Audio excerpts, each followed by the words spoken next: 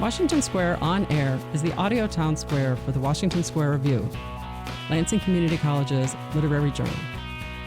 Writers, readers, scholars, publishing professionals, citizens of the world gather here and chat about all things writing.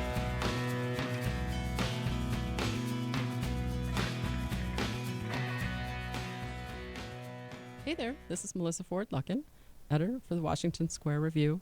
I'm here today with Ashni Math, whose essay, Pastoral, is in our summer 25 issue. Hey there, Ashni. Hi, thank you so much for having me. Yeah, for sure. Could you give us a little overview of your essay and then let us know how you came to write it?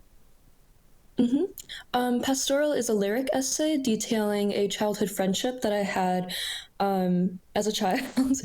And it is a segmented essay, so it kind of goes through a few different phases of the friendship.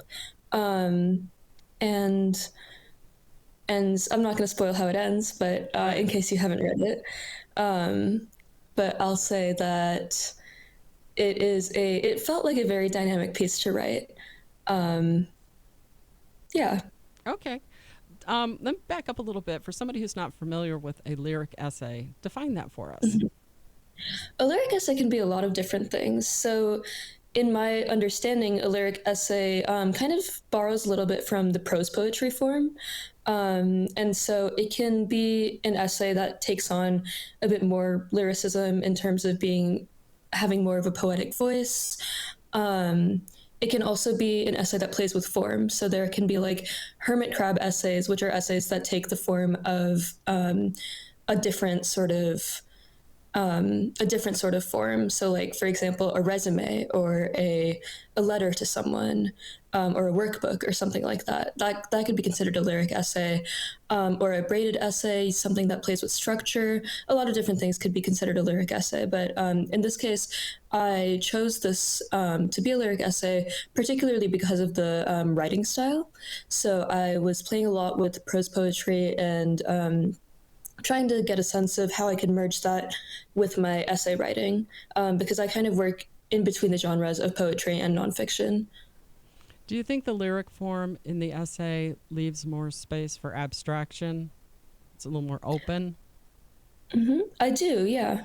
I think that there's definitely a lot of room for abstraction, which is something that I am trying to lean away from in my writing, because I've noticed that I spend a lot of time, or I spend a lot of my writing in the sort of abstract world with a lot of like heavy nouns like grief and guilt and things like that. And I'm like, sometimes a reader just wants to see a character do something. Do you think that's a poetry influence? Is leaning more heavily? Definitely. Mm-hmm.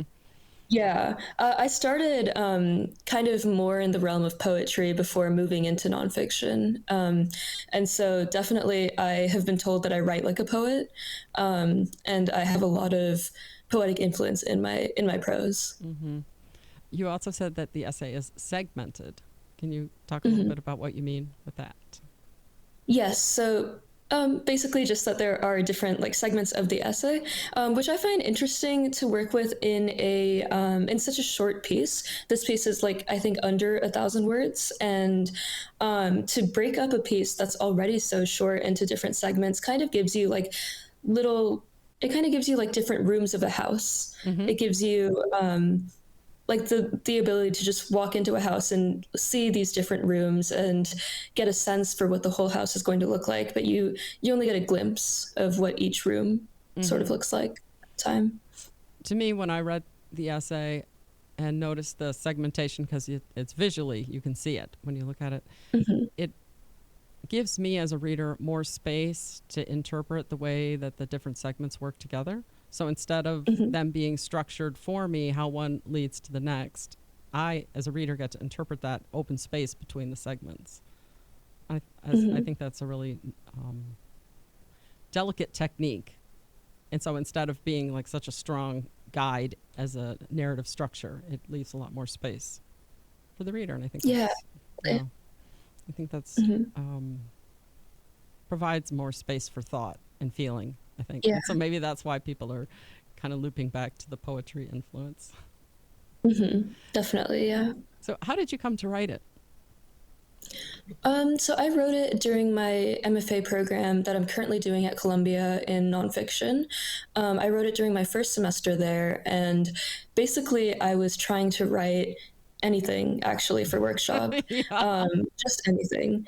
I'm And I was laughing facing because a pretty we've all severe. been there. I know. I was facing a pretty severe case of writer's block, as I still am, and was definitely having trouble with just putting stuff on the page. So I came about this old poem that I had that started the way this essay starts. So I think it starts Durga spoke sun as her father spoke shears. And I loved her once, but not like that.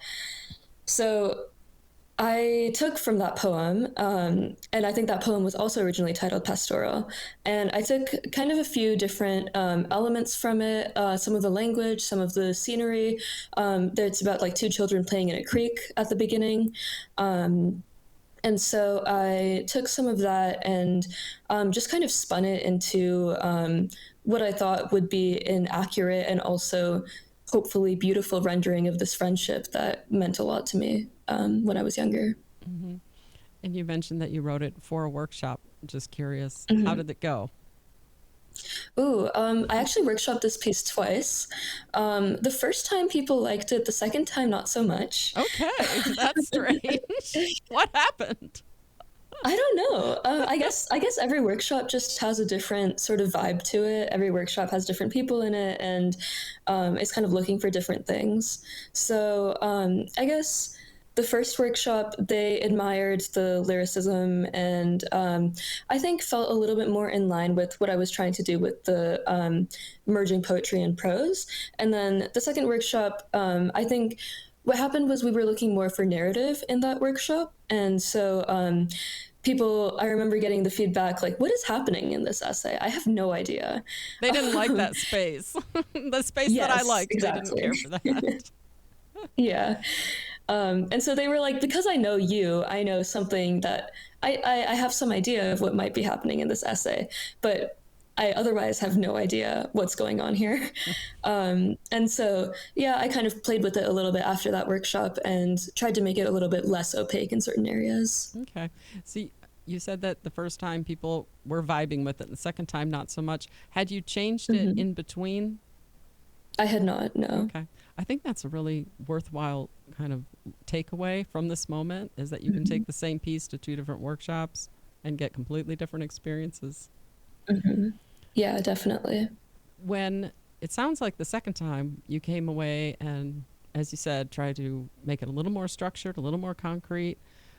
The Hmm. first time when they were vibing with it, was that less helpful just to have them kind of like hearts and rainbows and hug the pages?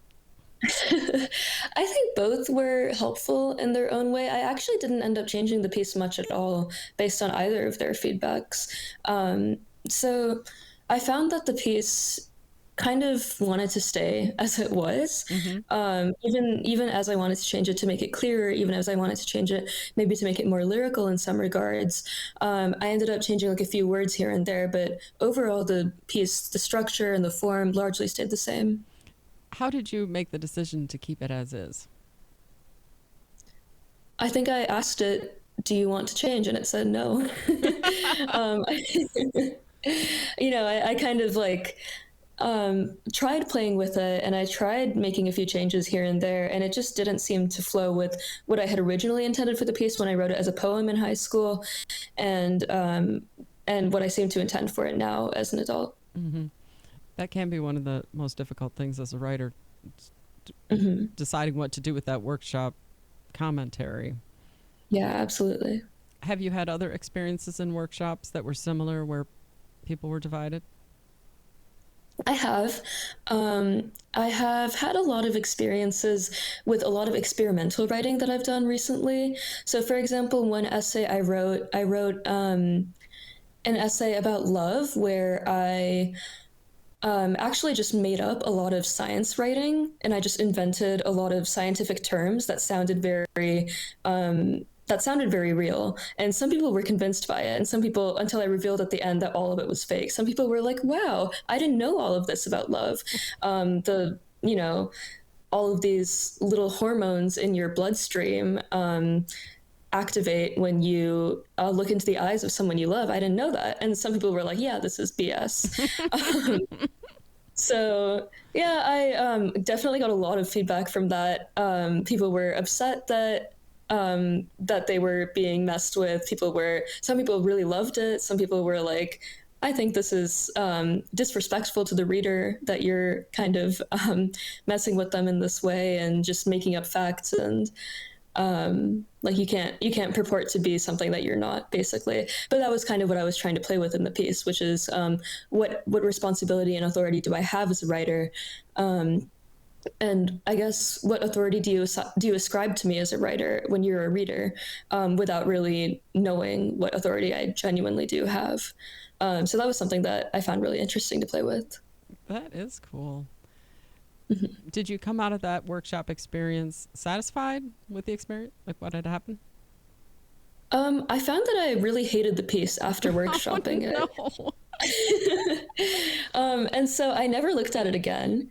But it was a really valuable experiment in terms of understanding how far I can push a reader without making them angry, basically. And I think in that essay, I did make them a little bit angry, which was helpful for me to understand as a writer, to understand, like how crazy can I make this piece without feeling like the reader is going to lose something along the way.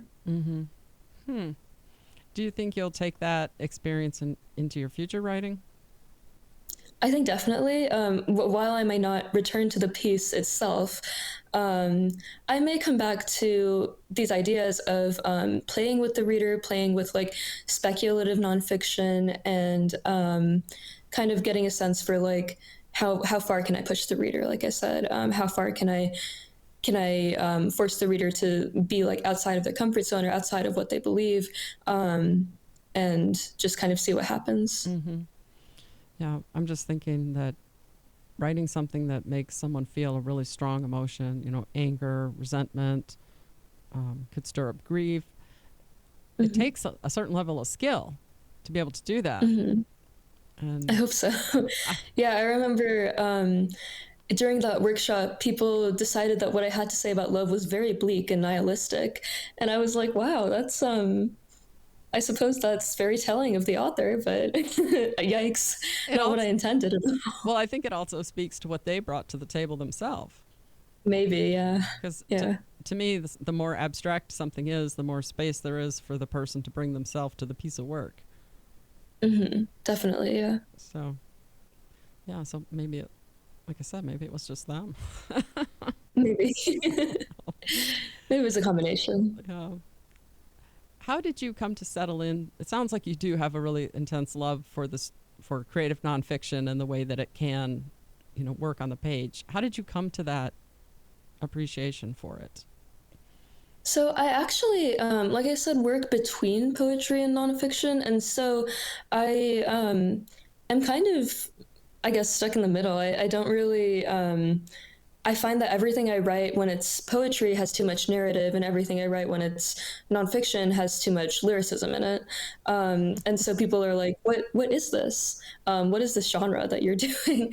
And so recently I wrote a chapbook of poems that is titled Grace Unknown, and it's about my kind of experiences with death, with feeling close to death and also afraid of death and also not afraid of death and all these things. And basically that was kind of playing in between the genres of poetry and nonfiction. So I had a few different types of poems in there. Some of them were straight poems. Some of them were like, one of them was like a villanelle and one of them was a pantoum, for example. But then some were like list essays. Some of them were segmented little essays that I called poems, but really were mini essays.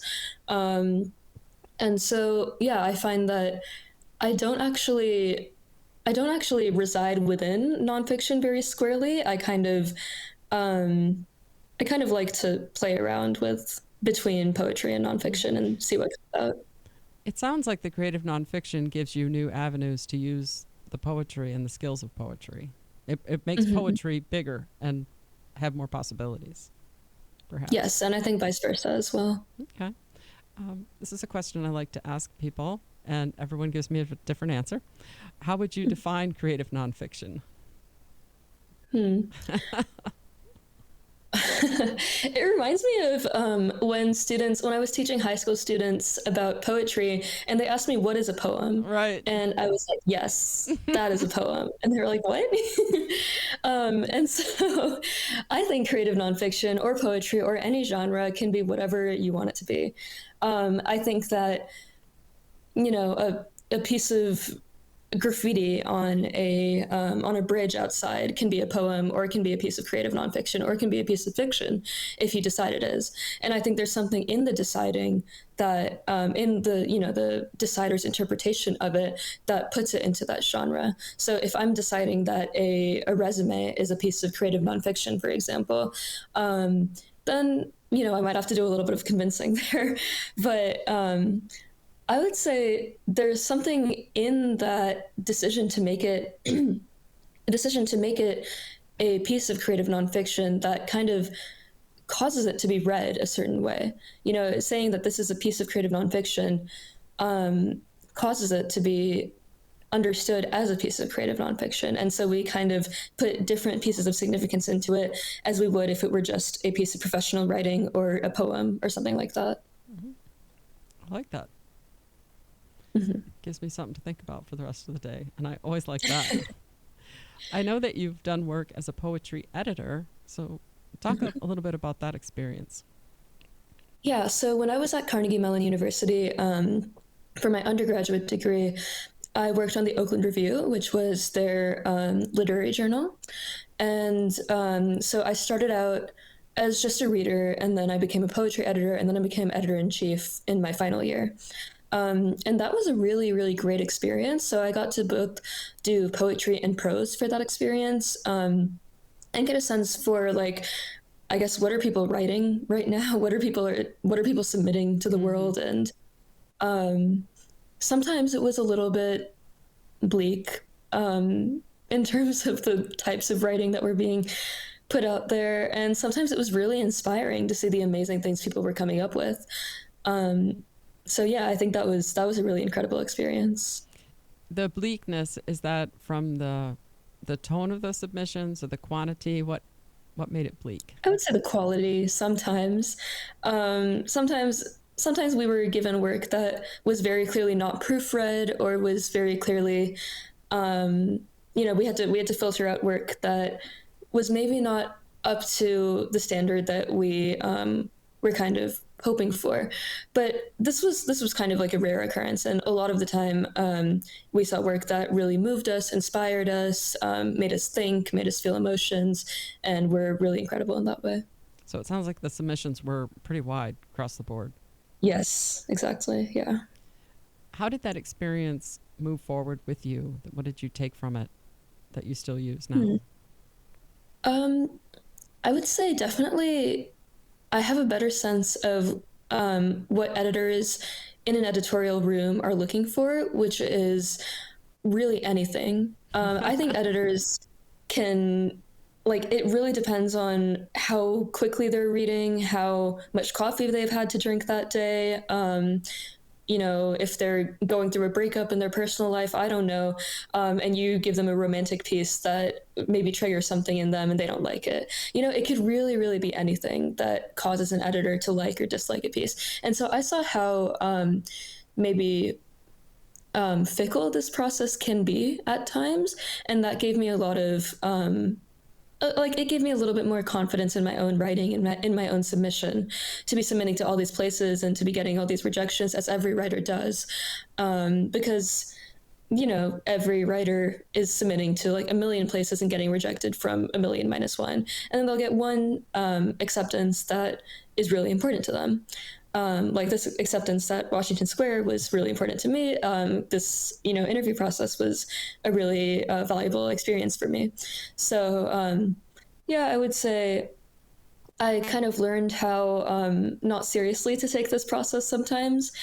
just because you never know what the editors are thinking or going through or experiencing, or how many other pieces they've read like it in that same day, for example.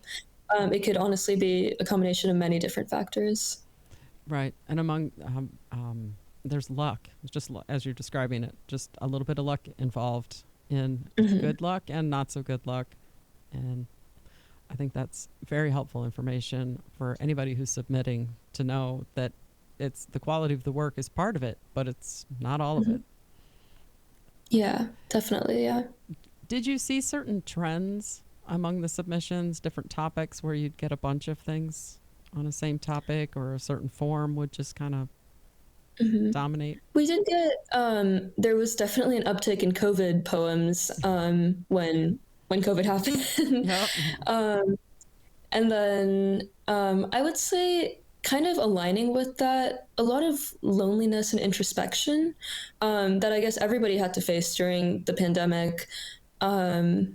So, but I would say, like you said, the submissions were pretty wide in terms of both quality and content and form. And so I didn't really see, them sort of clustering around a particular topic or theme. They all felt very diverse to me. It's just curious, is editorial work something you would want to do in the future? Was it?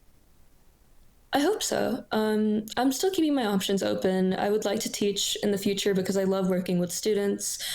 And editorial work, I think, could go along with that. Like, I imagine being a professor, I would love to, help advise for a literary journal, for example, or something like that.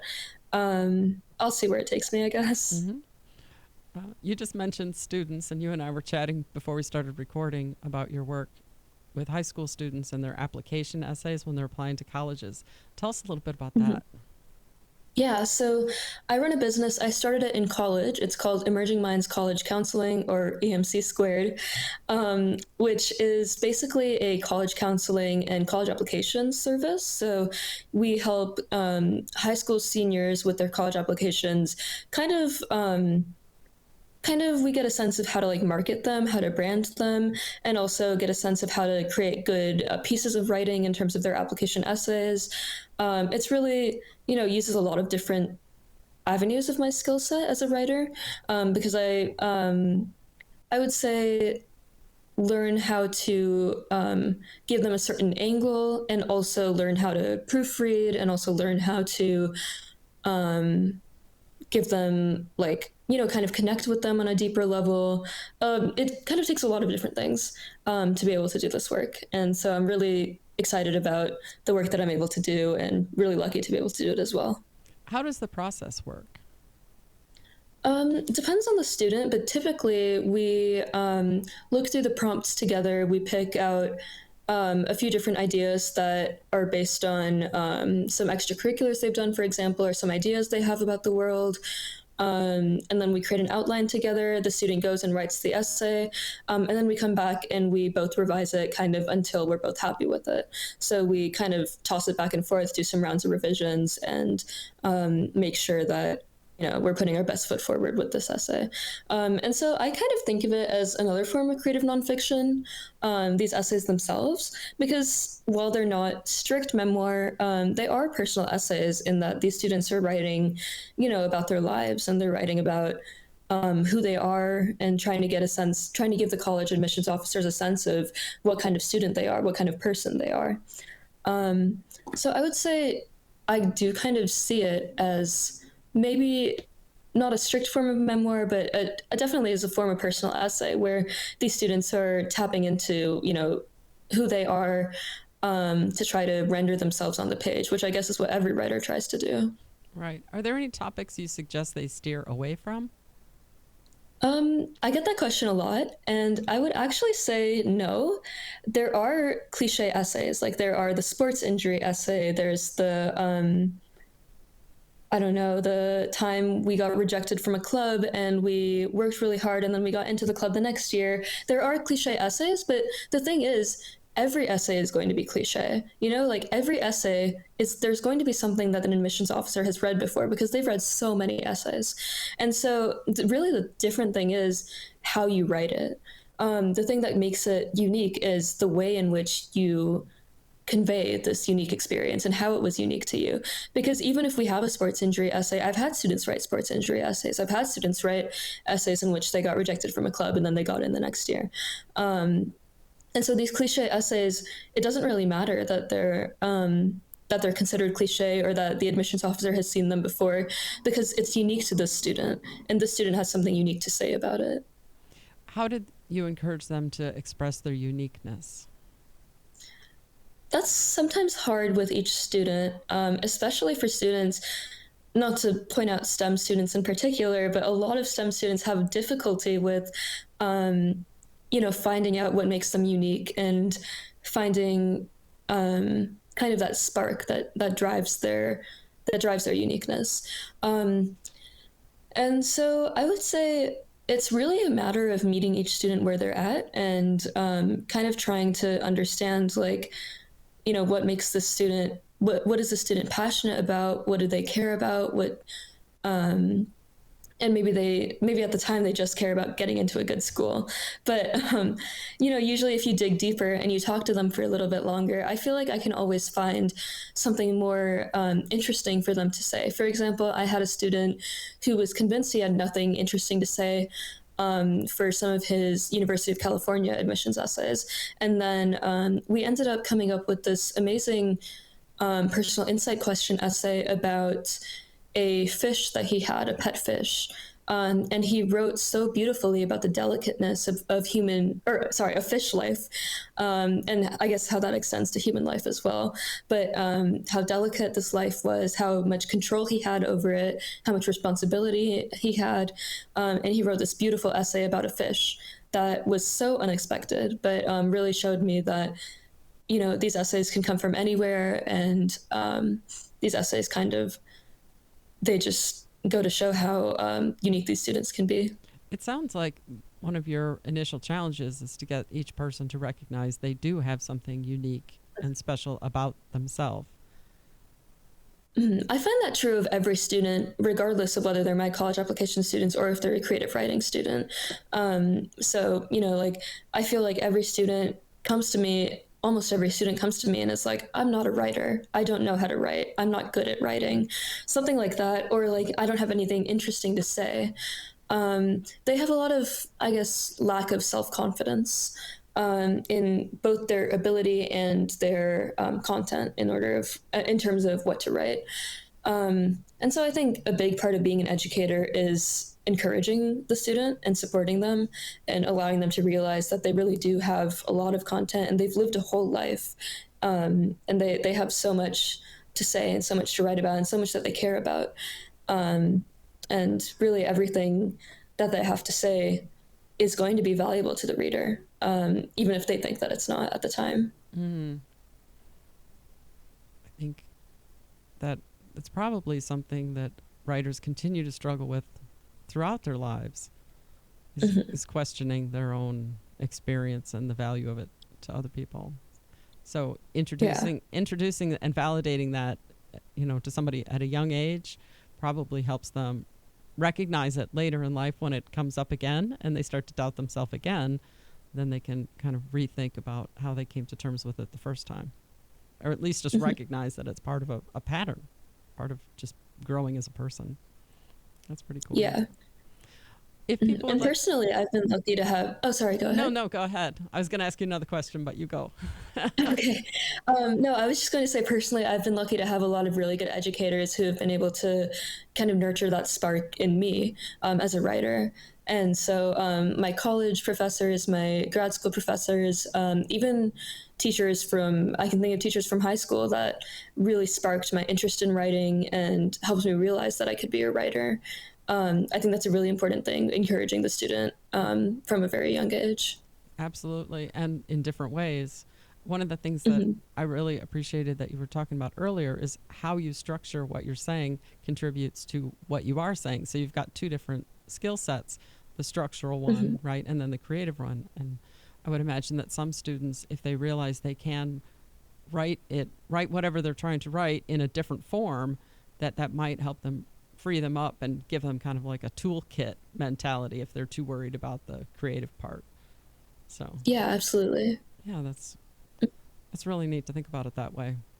It's not just what you're saying, but also how you're saying it, and that you can use those two pieces. All right. Yeah, and I think students, like giving them access to a lot of different creative writing skills, for example, like figurative language, structure, I don't know, metaphor, and all these different things, literary devices. Giving them access to all these different things can help them. Even my college application students who are not really doing strict creative writing, but I suppose a sideways form of creative writing. It really gives them a lot more flexibility and a lot more control over the way in which they're able to structure what they're saying. So yeah, I find that really helpful for students as well. Yeah, and I bet some of them are surprised to know that they can use perhaps, metaphors or other kinds of figurative language in the college essay. Absolutely. Yeah, I had a student who described she had a classmate who was a ballerina, and she was in math class with this classmate, and she described her friend as a human protractor. And I thought that was so clever. I still think about it sometimes. I'm like, a human protractor, where did you come up with that? That's brilliant. So yeah, these students, they tend to, astound me sometimes with the amazing things they come up with. Mm-hmm. It sounds like you give them a lot of space to be themselves. And that's probably how it shows up, that they feel welcome. I hope so, yeah. Yeah, that's cool. All right, so if people would like to learn more about your business or find you online, where's a good place for them to find you? Yeah, so my website is ashnimath.com, ASHNIMATH.com. And it also has links to my college counseling business and some of my other work as well. So feel free to check me out on there. All right, beautiful. Well, thanks a lot for coming on and talking to me today. Yeah, thank you for having me.